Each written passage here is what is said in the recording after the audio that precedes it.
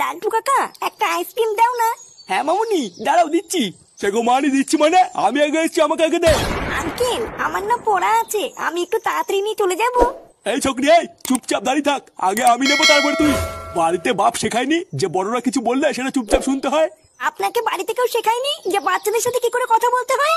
এই শালা এটা কার বাচ্চা রে আমার মুখের উপর কথা বলছে? আরে কালুয়াদা, এটা হচ্ছে আমাদের পাড়ার পল্টুর মেয়ে।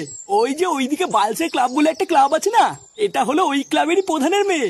ও এবার বুঝেছি এটা কোন শান্তির ছেলের মেয়ে। দেখুন ভদ্র ভাষায় কথা বলবেন, কিন্তু আমার বাবাকে উল্টো পাল্টা কথা বলবেন না। আমি কিন্তু এক্ষুনি গিয়ে আমার বাবাকে ডেকে নিয়ে আসবো। এই তুই কি লাউড়া তোর বাপের ভয় দেখাচ্ছিস নাকি আমাকে?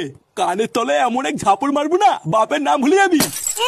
তুই যে ভাই মেজাজ দেখ না, গাড়ি কচু হয়ে যাবো।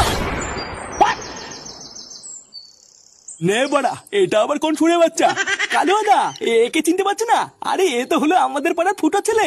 ছেলে ওরা যে বাড়ার বাড়ারই ছেলে হোক না কেন। এই তুই কি বলি রে আমাকে? কি গানে কচু ভরে দিবি নাকি? হ্যাঁ কি বললি? হ্যাঁ ঠিকই তো বলেছি, তুই একবার টুনটুনি গায়ে হাত দিয়ে দেখ না, তোর গাড়ি কচু হয়ে যাবো। শান্তি দিলে তুই আমাকে চিনিস তো, আমার নাম হলো ফাটা ফাটা। কি হয়েছে? কি বললি তুই? লেউড়াই কালুয়ার মুখের উপরে এত বড় কথা? হ্যাঁ হ্যাঁ।